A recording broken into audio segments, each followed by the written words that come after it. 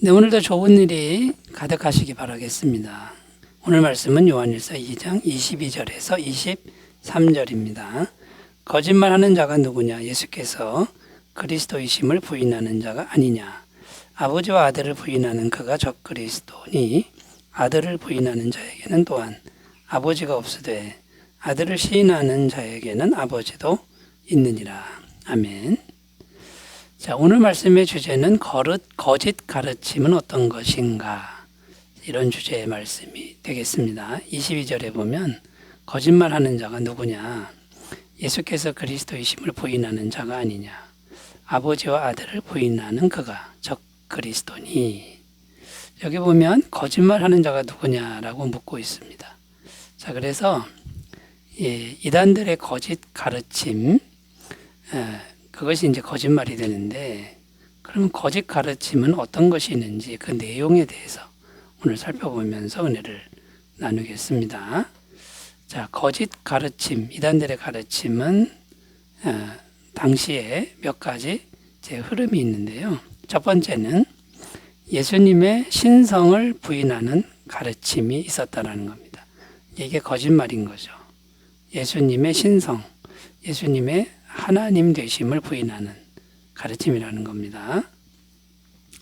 이때 당시 예수님의 신성을 부인하던 사람들 중에 케린투스라는 사람이 이제 있었다고 합니다. 자, 이 케린투스는 예수께서 세례를 받을 때, 그때 비로소 그리스도는 이제 신성을 가지신 분이죠. 그리스도가 비둘기형상으로 임하였다. 이렇게 말했다는 겁니다. 이게 무슨 말이냐면, 세례받을 때 비둘기 형상으로 그리스도가 오기 전에는 신성을 가진 게 아니고 그냥 똑같은 인간이었다. 우리같이 죄 많은 인간이었는데, 그리스도가 비둘기 형상으로 임할 때 비로소 이제 신성이 임하였다는 거고, 그리고 그 신성을 가지신 그리스도는 잠시 동안 머물러 있었을 뿐이다. 이렇게 주장했다라는 겁니다. 자, 그러니까 이제 그럴듯한데 이 케린투스의 이런 주장은 예수님의 신성을 부정하는 것이다. 라는 겁니다. 그러니까 태어날 때부터 신성을 가지신 이제 분이어야 맞는 거죠. 성자 하나님으로 우리가 믿어야 되는데 그렇게 여기지 않는 이제 그런 것이 되는 것이죠.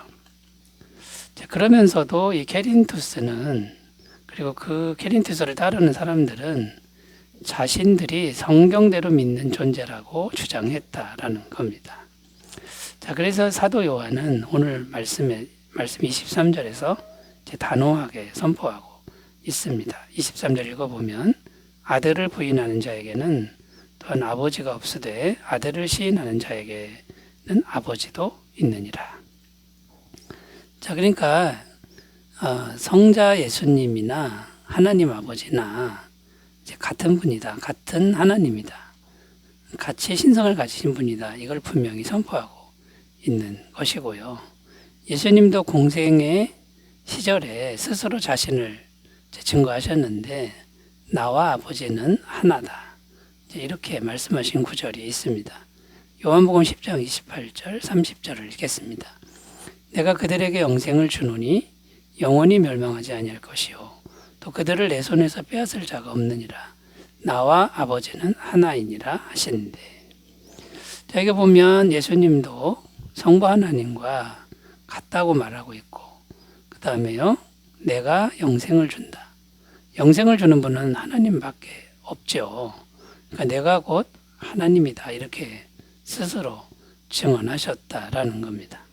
요한복음 5장 23절입니다. 이는 모든 사람으로 아버지를 공경하는 것 같이 아들을 공경하게 하려 하심이라.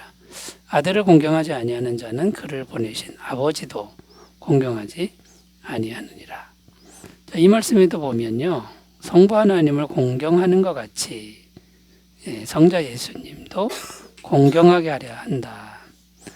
그러니까 성부께 하는 공경과 성자께 하는 공경이 이제 같게 한다, 이런 의미가 되는 겁니다. 그리고 서신서, 신약성경 서신서에도 예수님의 신성에 대한 증언은 풍성합니다. 골로새서 2장 9절 그 안에는 신성의 모든 충만이 육체로 거하시고 그 안에 그랬는데 예수님 안에는 신성이 충만했다 이렇게 표현하고 있습니다. 골로새서 1장 16절 17절 만물이 그에게서 창조되되 여기서 그는 예수님이죠. 예수님에게서 창조되되 하늘과 땅에서 보이는 것들과 보이지 않는 것들과 혹은 왕권들이나 주권들이나 통치자들이나 권세들이나 만물에다 그로 말미암고 그를 위하여 창조되었고 또한 그가 만물보다 먼저 계시고 만물이 그 안에 함께 섰느니라. 신약 성경에도 예수님이 하나님이시다라는 이런 증거하는 구절들이 아주 많다라는 겁니다. 자, 그러니까 이게 진리인데 거짓 가르침은 예수님의 신성을 부정한다. 예수님의 하나님 되심을 부인한다. 이제 이런 가르침이라는 겁니다. 이것을 잘 분별하시기를 바라겠습니다. 자, 두 번째 거짓 가르침은 뭐냐면요. 이번에는 예수님의 인성을 부인하는 가르침이다라는 겁니다. 예수님의 인성, 이거는 예수님의 사람 되심이죠. 그 사람이 되셨다, 이거는 진짜 사람이 된 것을 말합니다. 하나님이 사람이 되신 걸 말하는데 거짓된 가르침은 예수님은 하나님이신 건 맞는데 사람이 된 건 아니다. 이렇게 주장하는 흐름이 있었다라는 겁니다. 소위 가현설이라고 하는 이단의 가르침인데 현실로 나타난 게 아니라 가짜 어떤 영의 형태로 보인 것뿐이다. 이게 가현설입니다. 예수님이 육체로 오신 게 아니고 영으로만 오셨다가 가셨다. 이런 의미가 되는 겁니다. 이들은 왜 이런 논리를 펴는 것일까요? 영지주의자들의 논리인데 영지주의자들은 영만 거룩합니다. 육체는 악하다. 무조건 악하다. 이렇게 본 겁니다. 그러니까 하나님은 영이시니까 거룩한 거고 인간은 육체를 가졌으니 죄인인데 악한데 어떻게 하나님이 악한 육체를 입고 이 땅에 오실 수 있느냐. 그거는 있을 수가 없는 일이다. 이렇게 주장했다라는 거죠. 그럴듯하지만 이것도 거짓 가르침이라는 거죠. 성경은 분명히 증언하는데 하나님이 진짜로 우리와 같은 혈과 육을 가진 사람이 되셨다고 이제 증언하는 겁니다. 그런데 이 가연설을 펴는 사람들은 육체로 오는 즉시 악해진다. 이건 거룩할 수 없다. 이렇게 주장하니까 어떻게 말하냐면 영으로 왔다 갔다. 육체로 온 건 아니다. 이렇게 주장을 했는데 놀라운 사실은 많은 사람들이 이 거짓 가르침에 따랐다라는 겁니다. 자, 그런데 우리가 이런 가현설이라고 하는 육체로 온 거는 사실이 아니다. 현실이 아니다. 이걸 따르면 이건 아주 심각한 문제가 생긴다라는 겁니다. 우리의 복음이 무너져 버리게 되는 거죠. 복음의 핵심은 죄사함입니다. 실제로 하나님의 아들이 육체로 오셔서 십자가에서 피 흘려 죽어서 죄값을 지불하는 것이 복음의 핵심인데 이 가연설은요. 육체가 진짜 죽은 게 아니니까 죄사함도 속죄도 이거는 진짜가 될 수 없고 가짜가 되는 거죠. 그러면 우리의 구원도 가짜의 구원이 될 수밖에 없는 심각한 이제 문제가 된다라는 겁니다. 자, 우리가 이 거짓 가르침을 잘 분별했으면 좋겠고요. 진짜 하나님이 진짜 사람이 된 이 진리를 꼭 붙으셨으면 좋겠습니다. 자, 예수님의 인성을 증거하는 성경 말씀이 아주 풍성한데요. 요한복음 1장 14절 말씀이 육신이 되어 우리 가운데 거하시며 우리가 그의 영광을 보니 아버지의 독생자의 영광이요 은혜와 진리가 충만하더라. 이 말씀이 육신이 되었다. 이거는 하나님이 사람이 됐다. 이런 의미가 되고 마태복음 1장 23절 보라 처녀가 잉태하여 아들을 낳을 것이요 그의 이름은 임마누엘이라 하리라 하셨으니 이를 번역한즉 하나님이 우리와 함께 계시다 함이라. 이사야 53장 3절입니다. 그는 멸시를 받아 사람들에게 버림받았으며 간고를 많이 겪었으며 질고를 아는 자라 마치 사람들이 그에게서 얼굴을 가리는 것 같이 멸시를 당하였고 우리도 그를 귀히 여기지 아니하였도다. 실제로 고통과 멸시와 조롱과 고난 이걸 받으셨다고 성경은 이제 증언하고 있는 겁니다.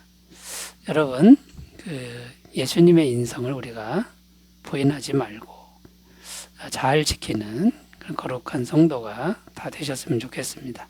세 번째로 가보겠습니다. 거짓 가르침 세 번째는요.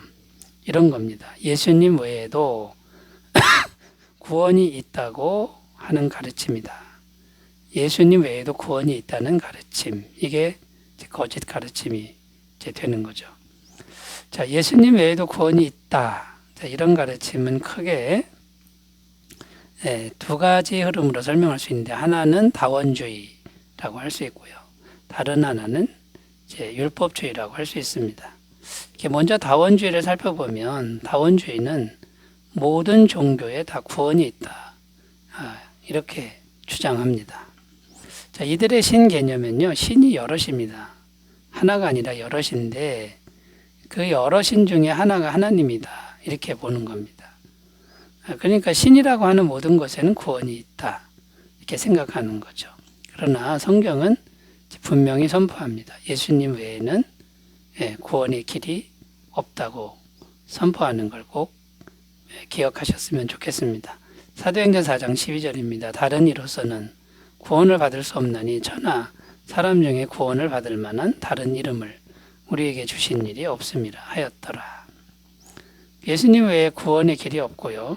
요한복음 14장 6절 예수께서 이르시되 내가 곧 길이요 진리요 생명이니 나로 말미암지 않고는 아버지께로 올 자가 없느니라.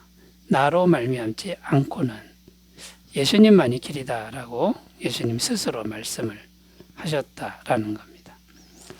자, 이게 바로 이제 다원주의 흐름인데 다원주의는 명백히 잘못된 가르침이라는 것을 꼭 믿으셨으면 좋겠고요. 자, 두 번째로 가보면요. 두 번째는 예수님 없어도 예수님 외에도 구원의 길이 있다. 율법주의라는 건데 율법주의는 뭐냐면 예수님의 도움이 없어도 인간의 노력이나 행위로 구원이 가능하다. 이렇게 주장하는 겁니다. 불교를 비롯한 모든 타종교가 바로 이런 흐름인데 이걸 스스로 구원한다 그래서 자력 구원의 종교다 이렇게 표현을 합니다.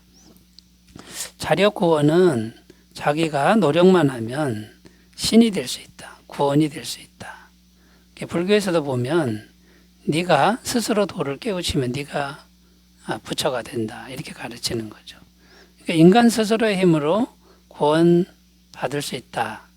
이거의 잘못된 가르침인데 이런 가르침들이 의외로 많다라는 겁니다. 그러나 성경은 분명히 선포합니다. 인간의 힘이나 노력으로는 불가능하다. 왜냐하면 인간은 태어날 때부터 죄인이고 죄에서 벗어날 수 없기 때문에 그 인간의 노력은 죄가 섞일 수밖에 없다라는 것이죠. 로마서 3장 20절 그러므로 율법의 행위로 그의 앞에 의롭다 하시면 얻을 육체가 없나니 율법으로는 죄를 깨달음이라.